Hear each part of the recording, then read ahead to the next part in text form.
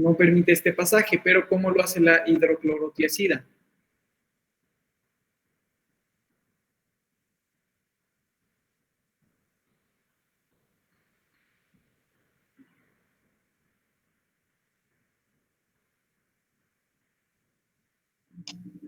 Era de la otra vía que vimos, ¿no? La de cloro y sodio.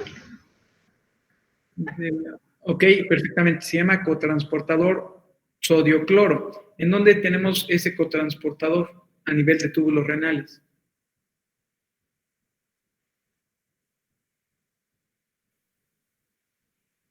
¿En el tubo contorneado distal? Ok, túbulo contorneado distal. Muy, muy bien. ¿Qué miembro de las tiacidas es o se considera el fármaco de primera línea para el tratamiento de la hipertensión? La hidroclorotiazida. No, La Clortalidona. la clortalidona. Muy bien, muy bien. ¿Y cómo llega igual la molécula de clortalidona o hidroclorotiazida a donde va a ejercer su efecto? Es decir, en el túbulo renal donde está el cotransportador sodio-cloro.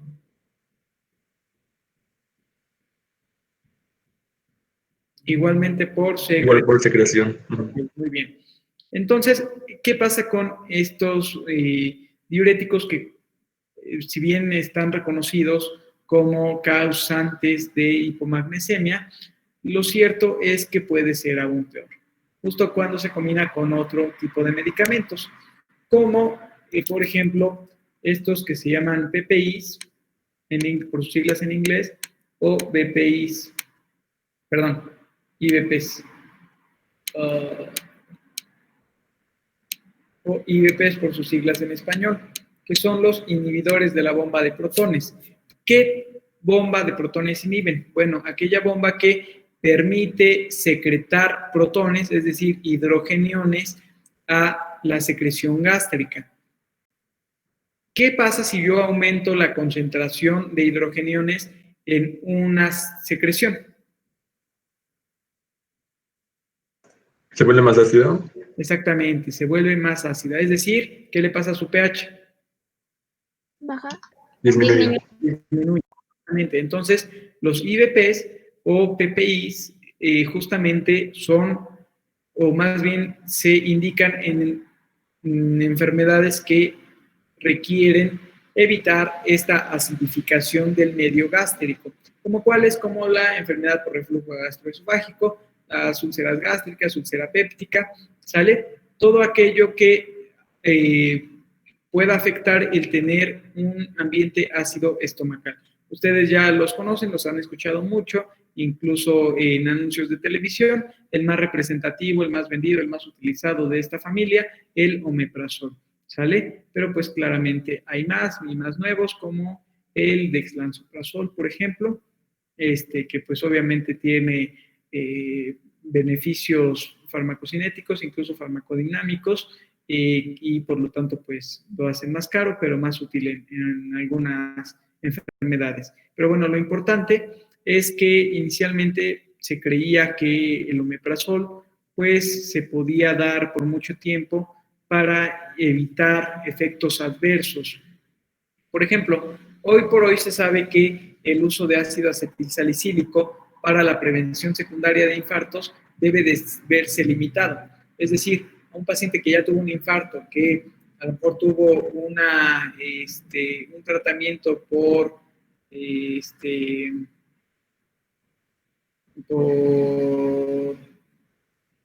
se me fue la palabra, por intervencionismo, justamente puede volver a tener un reinfarto, es decir, otro nuevo infarto, ¿sale? Ahora, para evitar esto como prevención secundaria, se ha trabajado por muchos años el uso de antiagregantes plaquetarios, como el ácido acetilsalicílico, o sea, la aspirina y el clopidogrel más recientemente, ¿sale? Pero, pues, como uno de sus efectos adversos o de los riesgos potenciales del tratamiento crónico de antiagregantes plaquetarios es justamente el sangrado digestivo alto o el sangrado del tubo digestivo alto, pues se suele combinar o se suele indicar en conjunto con omeprazol por un largo tiempo, es decir, son tratamientos crónicos. Antes se pensaba que no pasa nada, pero recientemente, no muchos meses antes de la pandemia, la FDA, que pues es como la COFEPRIS en Estados Unidos, incluyó en las etiquetas de los inhibidores de bomba de protones que pueden ser causantes en tratamientos crónicos de enfermedad renal crónica, ¿sale? Entonces, no solamente el problema es que causen enfermedad renal crónica, sino que en tratamientos largos, incluso más cuando se combinan con diuréticos, existe un mayor riesgo de tener hipomagnesemia, ¿sale? Entonces, si en el examen les pongo, ¿quién tiene más riesgo? Un paciente que está tomando hidroclorotiazida, un paciente que está tomando omeprazol, un paciente que está tomando furosemida y omeprazol, pues obviamente el que va a tener más riesgo va a ser el que esté tomando furosemida con omeprazol por largo tiempo, ¿no? Por un año al menos. Entonces, si alguien tiene algún familiar con uso crónico de inhibidores de bomba de protones, pues se debe de estudiar el caso para ver si se puede, pues ya proscribir el uso de, proscribir quiere decir quitar el uso de inhibidor de bomba de protones o al menos revisar la función renal, ¿sale? Actual del paciente. Bueno, ahora nos regresamos un poquito a ver, a repasar las pérdidas gastrointestinales, ¿sale? Quedamos que en las pérdidas gastrointestinales, pues se dividen en dos tipos, de si estamos perdiendo más secreciones, por decirlo de alguna manera, superiores o inferiores. Las superiores son las de menos riesgo, es decir, por vómito y por succión nasogástrica prolongada, pues solo que sean pacientes que ya estaban en la rayita de la hipomagnesemia, pero es más frecuente y esto debido a que es mayor la concentración de las secreciones intestinales, pues es más frecuente en el caso de diarreas agudas y crónicas, ¿sale? También síndromes de mala absorción en los que directamente vamos a tener problemas con la absorción de magnesio intestinal, es decir, a nivel de intestino delgado principalmente, resección extensiva de intestino. ¿Qué tipo de resección es la que más nos podría provocar una hipomagnesemia?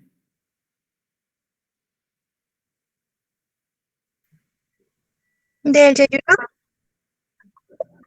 ¿De qué, perdón? La del yeyuno, porque es donde se empieza a absorber la mayor parte. Ok, y ya compuesta sería también con ilium, ¿no? La Entonces, primera parte, ¿no? Exactamente. Entonces, si tenemos una resección tanto de yeyuno como de ilion, pues obviamente porciones, pues va a ser o aumentar la probabilidad de hipomagnesemia. Bien. Luego, fístulas intestinales. Claro. Cuando tienen síndrome de intestino corto, ¿suelen tener hipermagnesemia No, o funciona normal? puede tener hipomagnesemia, ¿sale? Solo, porque dijiste hipermagnesemia, pero yo creo que solo fue un Ah, sí, hipomagnesemia, perdón. hipomagnesemia. El síndrome de intestino corto sí puede tener todas las deficiencias habidas y por haber. ¿Y por qué? Porque pues obviamente hay menos superficie de contacto. Al haber menos superficie de contacto para la absorción, pues la dieta debe de contenerlo en mayor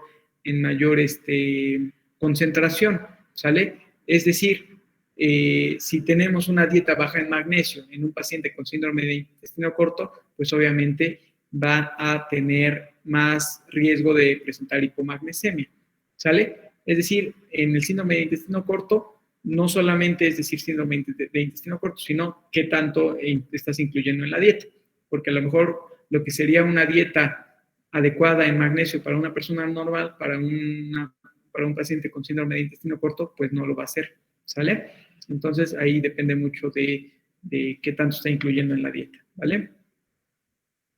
Pero sí, obviamente, síndrome de intestino corto es pensar en todas las enfermedades deficitarias posibles, ¿ok? Ok, gracias. No, por nada. Después dice fístulas intestinales y biliares. ¿Qué quedamos que era una fístula? Una comunicación de dos casos que no deben de estar conectados. Bueno, no deben de estar comunicados. Exactamente, es una comunicación anormal de dos estructuras. Entonces, aquí, digamos, el pero, porque siempre ya saben, en todo hay un pero, el pero o la condición para que una fístula pueda ser causante de hipermagnesemia es que sea de alto gasto.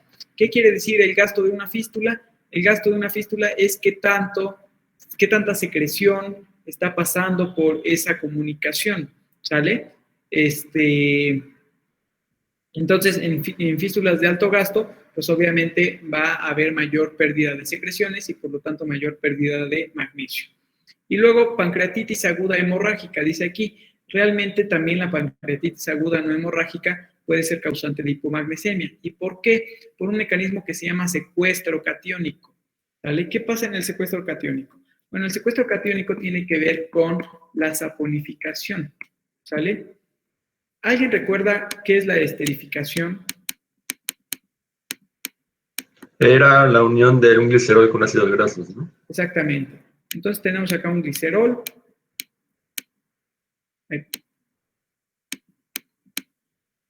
Y este glicerol yo lo voy a combinar con un ácido graso. ¿Cómo se va a combinar con el ácido graso? Justamente reaccionando mi grupo hidroxilo con un grupo ácido carboxílico del ácido graso, ¿cierto? Este proceso o esta combinación se llama, o esta reacción, mejor dicho, se llama esterificación, ¿sale? Que aquí arriba ya lo había puesto. Esterificación.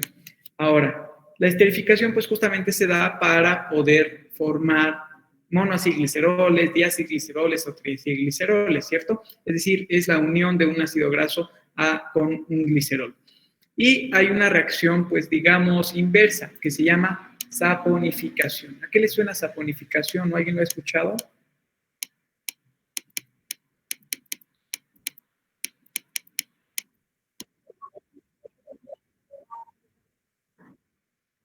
Ajá, exacto. ¿Han visto los documentales de cómo hacen el jabón?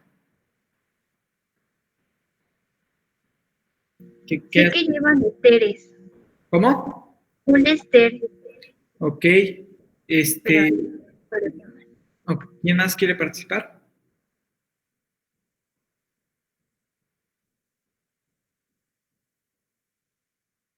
¿No? Bueno, en la saponificación, justamente este tipo de enlaces esteres se van a hidrolizar, ¿sale? Y nos va a resultar nos va a regresar el glicerol normal, pero aparte se va a formar un jabón, ¿sale? Y este jabón va a tener poder de atracción de cationes, ¿sale? Normalmente atrae a sodio, ¿ok? A sodio. Entonces, no sé si alguien ha escuchado el término de detergentes catiónicos, justamente se refieren a jabones con alto contenido catiónico. Pero estos jabones no solamente pueden atraer a sodio, sino también a cationes divalentes. Por lo tanto, pueden atraer a calcio y a magnesio, ¿sale? Esto se los van a preguntar muchísimo hasta en el internado. Les van a decir, dime cuál es el mecanismo fisiopatológico de la hipocalcemia en pacientes con pancreatitis aguda, ¿sale? Y ustedes deben de saber que en la pancreatitis justamente hay una liberación de enzimas pancreáticas que pueden saponificar el tejido graso peripancreático, ¿sale? Y la saponificación de este tejido graso peripancreático va a resultar en el secuestro de calcio y de magnesio más importantemente. Por eso les decía que los pacientes con pancreatitis son pues prácticamente urgencias médicas, porque antes se podía decir que eran médico-quirúrgicas, pero realmente cada vez hay más evidencia que retrasa el tratamiento quirúrgico en los pacientes con pancreatitis. Entonces realmente es una urgencia médica o más bien cuyo quizá principal pilar es una rehidratación adecuada o una fluidoterapia adecuada, ¿sale? Justamente buscando la reposición de este tipo de trastornos hidroelectrolíticos. ¿Alguna duda hasta acá?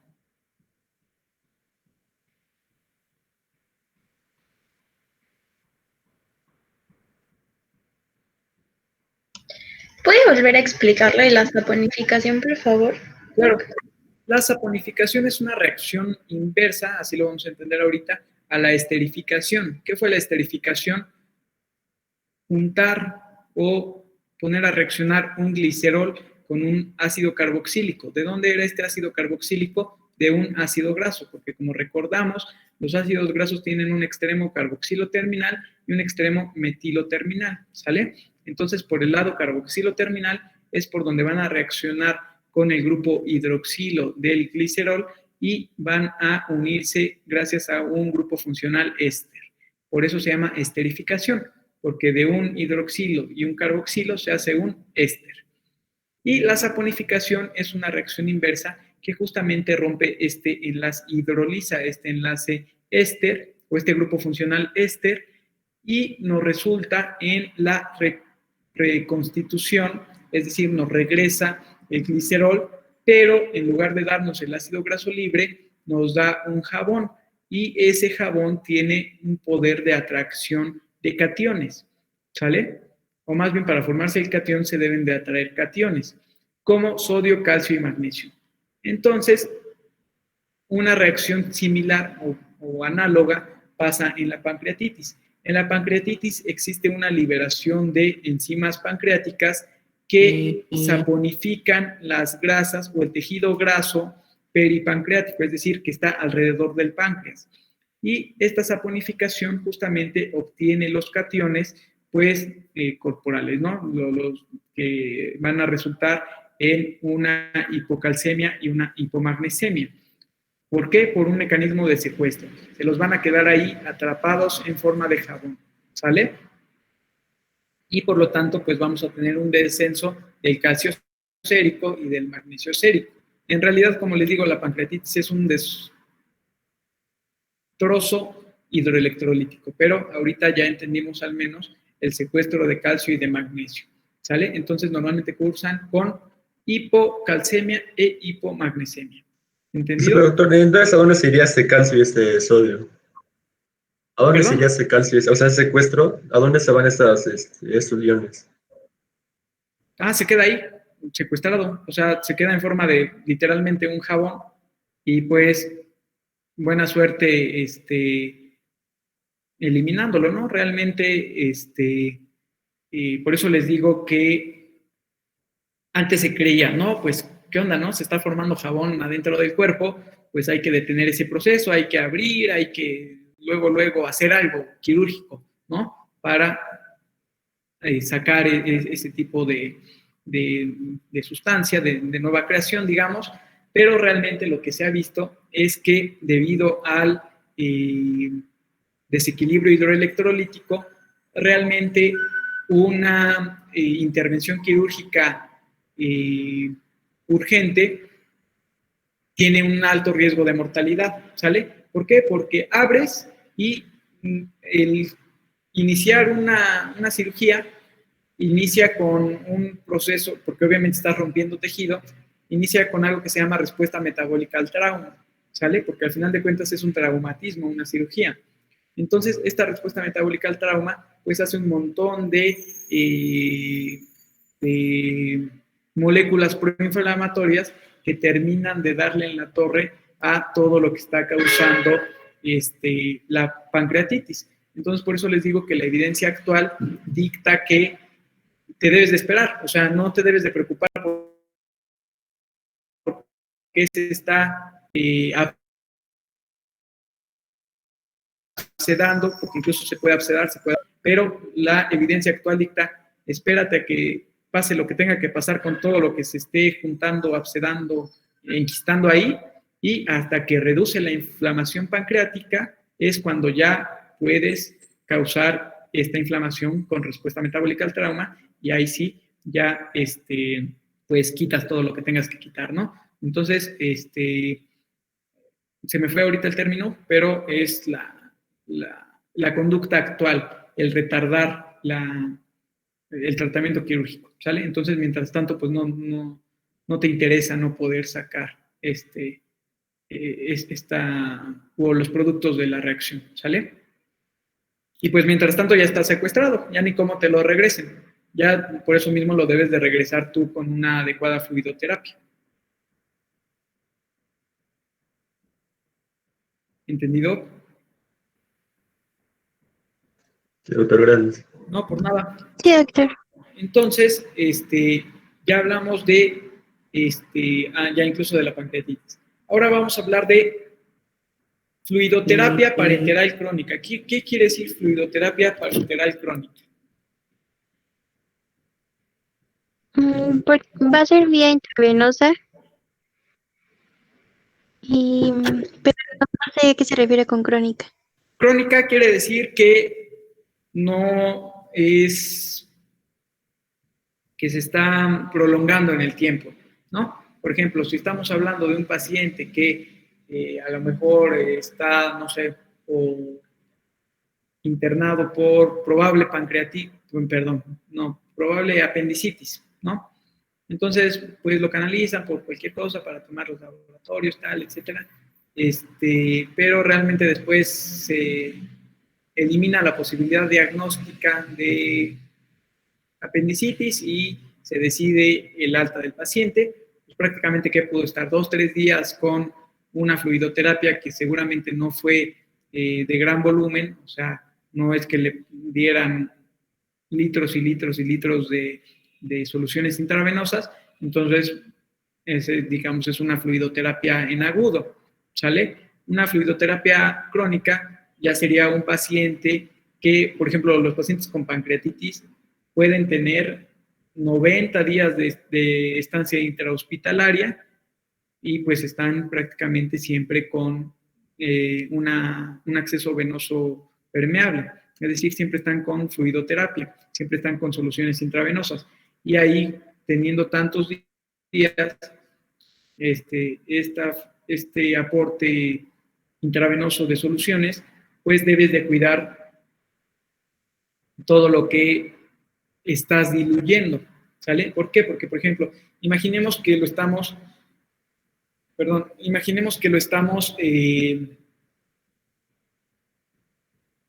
tratando, porque es parte del tratamiento, aunque parezca poca cosa, pero lo estamos tratando con una solución salina al 0.9%. ¿Qué pasa con la solución salina al 0.9%? Si le estamos dando en gran volumen, pues prácticamente, proporcionalmente, va a disminuir la concentración de prácticamente todo. ¿Por qué? Porque estamos aumentando el solvente y no estamos aumentando los solutos. Entonces, todas las concentraciones de prácticamente todo lo que no sea sodio y cloro se van a ir para abajo. ¿Ok? Entonces, la fluidoterapia crónica parenteral nos puede bajar la concentración de prácticamente lo que quiera.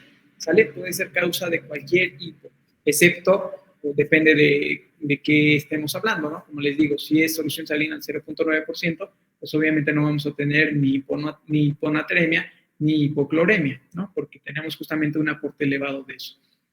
Pero hay que tener mucho cuidado con esto de este mecanismo dilucional, ¿ok? Acuérdense, si doy mucha agua, pues también debo de dar solutos, porque si no, esa mucha agua nos va a hacer que nuestra solución esté menos concentrada y no queremos que llegue a ese punto de que nos falten todos los solutos. ¿Vale? ¿Sí se entendió? Sí, doctor. Perfectamente.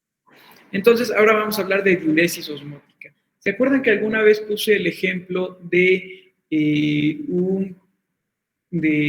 ¿cómo les dije?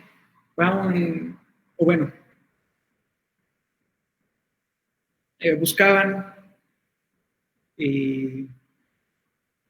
personas de muy buen nivel socioeconómico, o ejercer actos de beneficencia, y pues, ¿qué pasó? Que iban a África subsahariana a ver a niños con desnutrición extrema, síndromes de malnutrición, ¿y qué pasaba?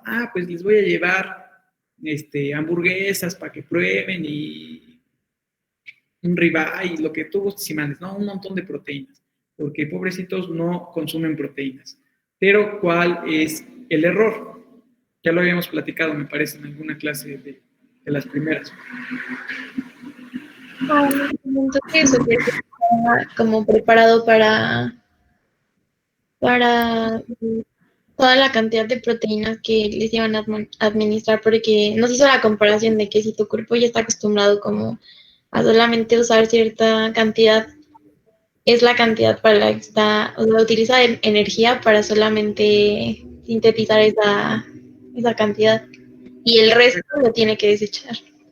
Exactamente, y el resto lo tiene que dejar ir de la manera que esté. Son proteínas que obviamente tienen un alto peso molecular.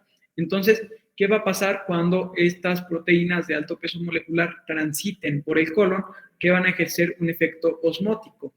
¿A qué me refiero con efecto osmótico? ¿Quién dice yo? Isabel. La concentración que va a haber entre membrana. Ok, pero si yo digo que causo, por ejemplo, una diarrea osmótica en ese caso, ¿qué quiere decir? Que hay mucha pérdida de líquido. ¿Por qué? Porque el líquido está yendo desde donde hay menor concentración de solutos hacia donde hay mayor concentración de solutos. ¿En donde hay esa mayor concentración de solutos? En donde tenemos nuestro bombazo de peso molecular, que es justamente donde están pasando las proteínas que no se pudieron hidrolizar, ¿sale? Entonces, por lo tanto, causa una diarrea osmótica, una diarrea que es porque algo está llevando agua al intestino. Pues lo mismo pasa con la diuresis osmótica, pero en este caso, ¿qué ejemplo nos ponen? Debido a la presencia de glucosa en diabetes mellitus, que acá le borré el mellitus porque, como ya les digo, a pesar de que estas tablas pues, no tienen muchos, son del 2018, pues ya la usanza o más recientemente se usa solamente diabetes tipo 2, ¿no? Entonces, ¿en qué consiste esta diuresis osmótica? Si ahorita yo o todos nos hiciéramos un examen general de orina, ¿cuánta glucosa creen que tendría nuestra orina?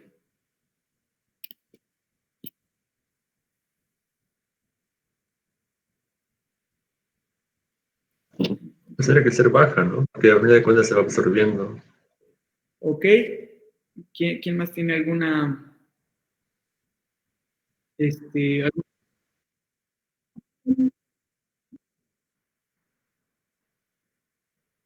¿Puedes repetir de nuevo la pregunta, doctor? Ok, si ahorita nos hiciéramos todos un examen general de orina, en el apartado que diría glucosa, es decir, la glucosa en orina, diría negativo o positivo. Negativo. ¿Por qué? No me acuerdo si es lo normal, que no, o sea, no debe haber como tal glucosa en la orina. Ok, perfectamente bien. No debe de haber glucosa en la orina. ¿Por qué? Porque a glucemia normal, que también por eso no dije que estaba mal su compañera, que no vi quién fue, que dijo que depende de qué tanto comemos, es porque la glucosa se reabsorbe a través de unos canales, más bien unos transportadores que se llaman SGLT1 y SGLT2, ¿sale? Entonces, estos canales se dedican a, ¿sabes qué? Se filtró una glucosa, la reabsorbo, la cacho para quedármela, porque no la puedo perder. Ahí va otra glucosa, la cacho, y así. Eso hacen los SGLT1 y 2, ¿sale? Cachar glucosas para que no se vayan en la orina. Ahora, ¿qué pasa? Que los SGLT1 y SGLT2, pues como quiera, son finitos. Es decir, no son infinitos, no son muchísimos. Entonces, ¿qué tanto pueden cachar estos SGLT1 y 2? Pueden cachar hasta cuando existe una glucemia de 180 miligramos sobre decilitro, ¿sale? A esto se le conoce como umbral renal de glucosa, ¿sale? Que quiere decir que hasta esa concentración de glucosa en sangre, todavía estos SGLT1 y 2 van a estar cachando. Pero ¿qué pasa si aumentamos a 200 miligramos por decilitro? Que de repente estos SGLT1 y 2 van a estar lo más rápido que pueden cachando, pero de repente, chin, ya se me fue uno. Como esos jueguitos que es de moverle la canastita para cachar todo, pues algo así. De repente ya van a ser muchísimos cocos que caen del cielo, no los puedes cachar con la canastita, ¿sale? ¿Cómo se llama a este momento de que los SGLT1 y 2 ya no pueden cachar más coquitos? Se le llama, o se dice que los transportadores están saturados, o sea que están a full de trabajo, están haciendo todo lo que pueden, pero se les va a ir escapando glucosa. Entonces, cuando rebasamos el umbral renal de glucosa, pues no hay de otra que dejar perder glucosa, ¿sale? Y entonces es cuando aparece glucosa en la orina. Es cuando en el examen general de orina vamos a tener una glucosuria, ¿sale? Glucosuria quiere decir, como indica se me fue.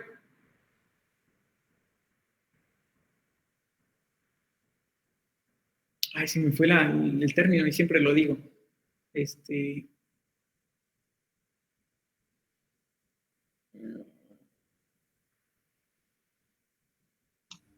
¿Etiología? Yo también tenía la palabra etiología cruzada, pero no es etiología.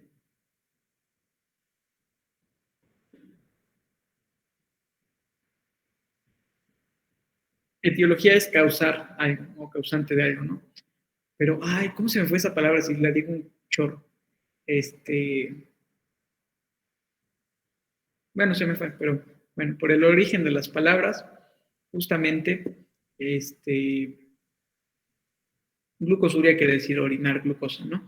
Y pues justamente se da cuando superamos el umbral renal de la glucosa, que es de 180 miligramos sobre decilitro. ¿Ok? Entonces, ¿en qué pacientes puede pasar esto? En los pacientes diabéticos. ¿Por qué? Porque una de las constantes en pacientes diabéticos, y más en el caso de los descontrolados, es un estado de hiperglucemia. ¿Sale? Hiperglucemia. Sí, claro. Una pregunta. Ahí es cuando tienen los picos descontrolados de hiperglucemia que no tienen bien dosificada la insulina. Exactamente, exactamente. De hecho, ¿quién me quiere decir? Porque vamos poquito a poco. Primero, digamos, la génesis de la diabetes. ¿Cómo inicia la diabetes? ¿Qué o a qué se conoce como resistencia a la insulina? ¿Quién me quiere explicar la resistencia a la insulina?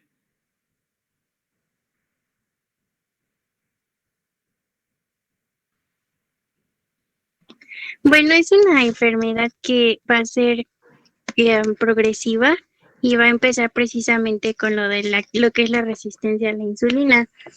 Y en esto pues va a consistir en que va a empezar a tener menor como asimilación de lo que es ay, se me fue. De espere, déjeme acuerdo porque ya se me fue la onda. Sí, ya sé, como a mí ya ahí paro la palabra, pero no la había visto, etimología, gracias. No sé por qué se me fue, de que se me cruzó la palabra etiología, ya no salía la otra.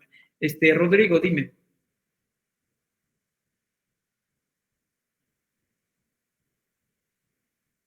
Creo que levantó la mano. Ah, Edgar. Ahora ya hay muchas manos. Sí, según yo es el de los receptores de insulina.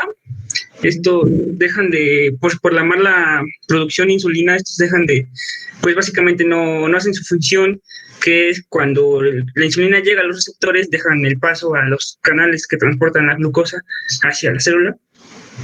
Ahí estamos confundiendo los momentos. ¿Por qué? Porque primero se da la resistencia a la insulina sin la necesidad de que exista una alteración en la síntesis y secreción de insulina. Ya después... Es previo, ¿no? Perfecto. O sea, lo de la resistencia a la insulina va a ser previo a ya como tal lo metabólico. Es como la saturación, ¿no? Exactamente, que ahorita lo vamos a poner en la pantallita. Alguien más tenía levantada la mano, pero ya se me olvidó. Si gustan, tomen la palabra. Sí, pues yo tenía la noción de que pues, la resistencia a la insulina provoca que las células del cuerpo pues ya no la absorban o ya con la misma facilidad y entonces se acumula en la sangre. Después esto puede dar pie a diabetes tipo 2. Ok, bien. Vamos a ver más o menos de qué se trata esto para tenerlo claro, ¿no? Porque es muy importante porque vamos a ver mecanismos similares incluso con la paratormona, ¿sale? Primero, ¿en dónde se biosintetiza la insulina?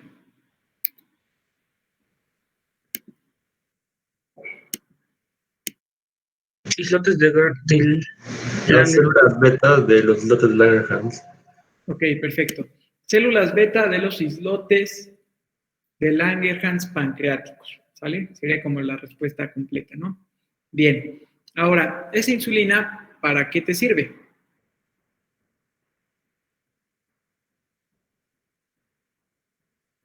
Primero, ¿cuál es, y ya lo platicamos también de hecho, cuál es uno de los principales mecanismos inductores de biosíntesis y secreción de insulina? Es decir, ¿qué hace que nosotros secretemos insulina o que nuestras células beta pancreáticas de los islotes de Langerhans secreten insulina?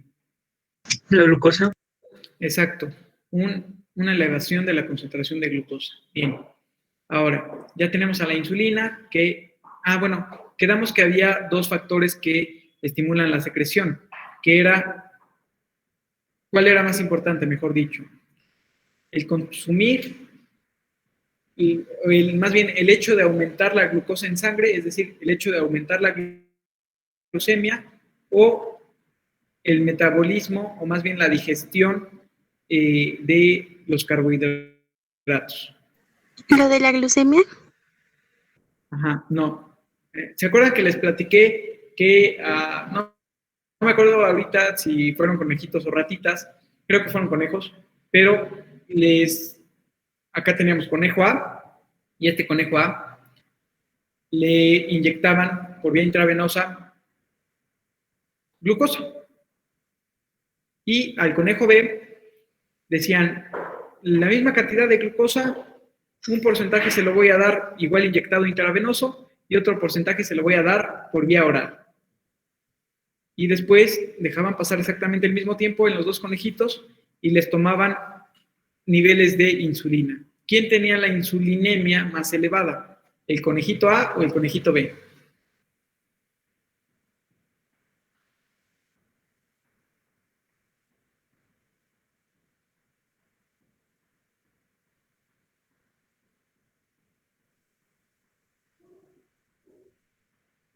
Hagan sus apuestas. ¿Puedes B. repetir lo que había dicho de la? Sí. Conejito A, inyección intravenosa de glucosa. Conejito B, la misma cantidad de glucosa, un porcentaje en inyección intravenosa y un porcentaje por vía oral. ¿La? Digamos que al mismo tiempo, ¿La? no. Digamos que, bueno, ya lo veremos más despuesito porque hay mucho trasfondo, pero es mayor la inducción a la secreción de insulina cuando tenemos un componente entérico de absorción de glucosa, ¿sale? Es decir, vamos a tener más insulina en el conejito B porque el conejito B no solo tuvo inyección intravenosa de glucosa, sino que también está pasando carbohidratos por su intestino y por lo tanto eso da un extra de estimulación para la secreción de insulina, ¿vale? Entonces, ya tenemos insulina. ¡Tarán! Hicimos insulina. ¿Y ahora para qué queremos esa insulina? ¿Qué son los receptores GLUT? ¿Quién me dice qué son los GLUT? Son los que van a captar la glucosa para poder pasar la membrana. Ok. ¿Por qué se llaman GLUT? Porque pasan glucosa. Exactamente.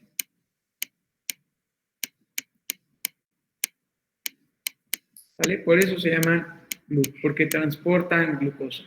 Ahora, hay unos 14, quizá más, GLUT identificados en el humano, pero la más importante es la clase 1. La clase 1 de GLUT, que son del GLUT 1 al 4 y el GLUT 14, ¿sale? Entonces es una familia, una clase, mejor dicho, con 5 miembros, porque la familia es GLUT, y para que vean que era muy importante lo que ya hemos visto en las clases pasadas, este tipo de clase 1 de los GLUT están codificadas por el gen, bueno, de hecho es el GLUT 1, digo el GLUT 4, por el gen SLC2A4. Es decir, ¿de qué a qué superfamilia pertenece? A los acarreadores de soluto. Exactamente, a la superfamilia de acarreadores de soluto. ¿Qué quiere decir? Que pues estamos acarreando un soluto, ¿sale? Ahora, vamos a enfrentar el GLUT 1 con el GLUT 4. ¿Cuál es la principal diferencia entre el GLUT 1 y el GLUT 4? Que el GLUT 4 necesita de insulina para poder funcionar. Exactamente, el GLUT 4 es insulino dependiente. Y el GLUT 1 pues no necesita de insulina, de hecho, por eso lo tienen los eritrocitos. Está en el cerebro, ¿no? También. Exactamente, también. ¿Por qué? Porque obviamente neuronas y eritrocitos no van a esperar a la insulina para ver si tienen o no tienen energía. ¿Por qué? Porque se mueren, ¿vale? Entonces, ellos fácilmente pueden hacer ese transporte, esa absorción de glucosa, ¿sale? Entonces acá, pues los más representativos serían los eritrocitos. ¿Y qué tipo de células son las representativas? O más bien tienen el GLUT 4. El músculo esquelético, el cardíaco y el tejido adiposo. Exactamente, rabdomiocitos y adipocitos, ¿sale? Entonces, ¿qué pasa con la resistencia a la insulina? Hagan de cuenta que aquí tenemos un rabdomiocito, ¿sale? Una célula de músculo. Entonces, esta célula, después de una ingesta de carbohidratos, quedamos que tenemos aquí en la sangre glucosa, y aparte, ¿qué vamos a tener? ¿Qué hormona? Que ya hicimos, o con esta hiperglucemia, dictamos que se biosintetizara y se secretara insulina, ¿no? Tener tanto glucosa como insulina. Entonces, antes de que se hiciera la insulina, la glucosa, por más que pase enfrente de un rabdomiocito, pues el rabdomiocito ni se da cuenta de que ahí está la glucosa. Pero ya que tenemos insulina, ahora sí, hagan de cuenta que la glucosa sí quería entrar a la célula desde antes que hubiera insulina, pero la célula no lo pelaba, ¿sale? Entonces, la glucosa dice, yo quería ver Netflix con la célula, pero pues nomás no me invita a su casa. Entonces le voy a llevar un cafecito. Y un cafecito es la insulina.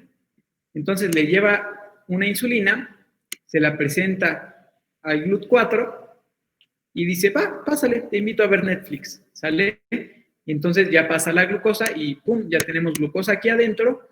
¿Y qué hace la glucosa ya dentro del músculo? Pues se cataboliza, se aprovecha su energía, etcétera, ¿cierto? Entonces, la glucosa afuera de la célula, pues era energía potencial. Es decir, sabemos que podía ser o convertirse en energía, pero no estaba dándole energía a nadie porque no podía ser aprovechada. Fue hasta cuando entró a la célula que ya alguien pudo aprovechar esa energía potencial y convertirla en energía, pues ya química disponible en ATP, ¿cierto? Entonces, imagínense que esto, la primera vez, pues estuvo bien, estuvo padre, disfrutaron ver Netflix. Y ya después dice, bueno, ya me voy a trabajar, ¿no? ¿Y qué pasa? Que de repente, como estamos en home office, pues sigue en su casa, ¿no? O sea, nada más lo corrió de su casita a la glucosa, que obviamente no es la misma glucosa, pero es para el ejemplo, ¿no? Entonces vuelve a comer la persona. Vuelve a comer y de nuevo hay glucosa e insulina. Y pues Eso pasó a las 2 horas de la anterior vista de Netflix, ¿no? Entonces llega de nuevo la glucosa, oye, quiero entrar, vemos Netflix, y llega de nuevo con un cafecito, que es la insulina. Dice la célula, pues acabamos de ver, ¿no? Pero bueno, va, de nuevo vemos Netflix. Y ya, pasan otras 2 horas y de nuevo volvemos a comer, de nuevo volvemos a tener este estado transitorio de hiperglucemia con este estado transitorio de hiperinsulinemia. Y va de nuevo, oye, de nuevo quiero ver Netflix. Si acabamos de ver ya 2 películas en el día, ¿no? Entonces se va aburriendo, digamos, la célula, ¿no? Entonces de repente dice, total, nada más acabamos tomando café, ¿no? Entonces ya le parece menos interesante cada vez y menos cuando es muchas veces al día, ¿ok? Entonces, ¿qué pasa? Que de repente dice, no, ¿sabes qué? Estoy ocupada. Y ya no lo deja entrar. Hazle como quieras, pero ya no lo deja entrar. Entonces, ¿qué hace la glucosa? Dice, pues ahora le voy a llevar también pizza, a ver si le llama la atención y quiere ver Netflix. Entonces, ahora le lleva su café y una pizza. Entonces, ahora son 2 insulinas. Y lo mismo. Primero, si le llama la atención a la célula, dice, va, vemos Netflix. Pero comemos de nuevo a las 2 horas y ya dice, acabo de comer pizza hace 2 horas, acabo de ver Netflix, de tomar café.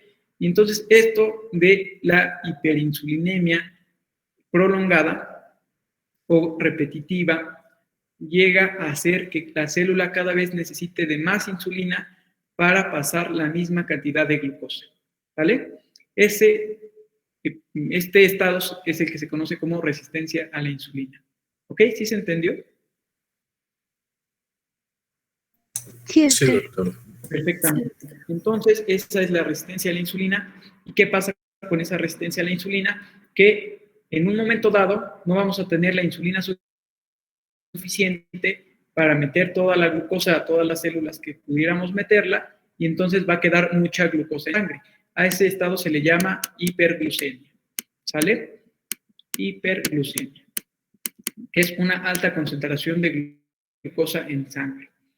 Entonces, esta hiperglucemia, justamente, ya les dije lo del umbral renal de la glucosa, ¿verdad? Sí. ¿La de los 180?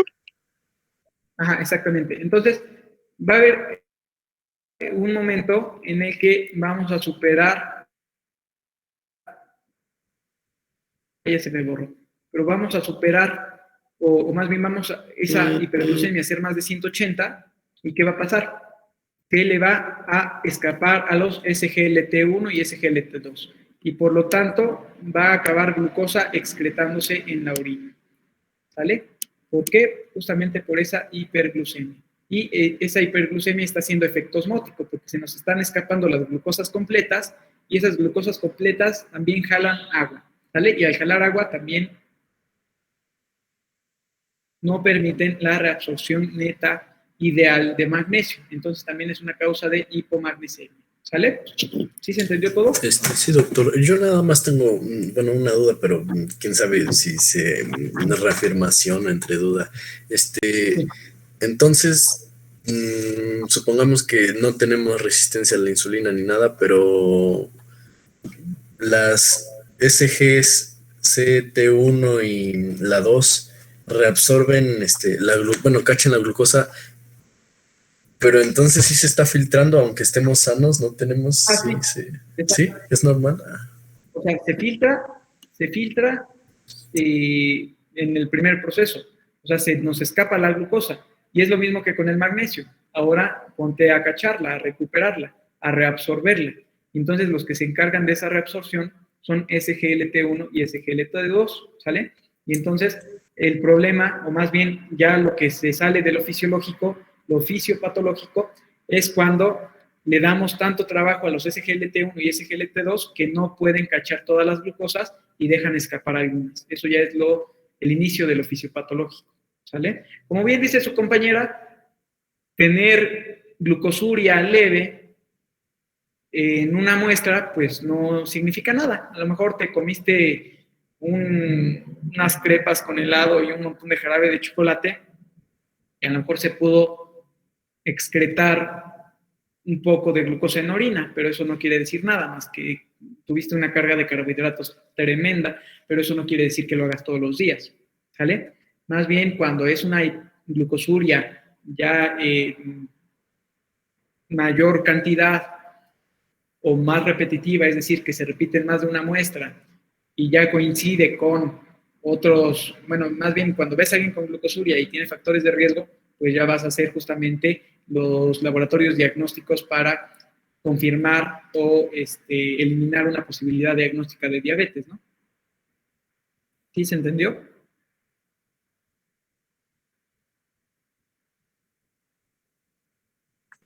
Sí, doctor. Sí, doctor. Perfecto. Entonces, si no hay dudas extras, nos vemos mañanita.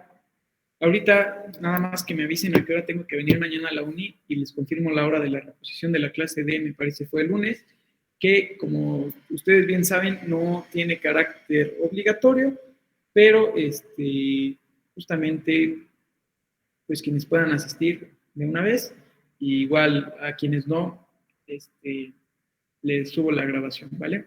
Gracias, se cuidan, que descansen. Bonita noche. Nos vemos mañana, doctor. Buenas noches. Gracias, doctor. Hasta luego. Bye.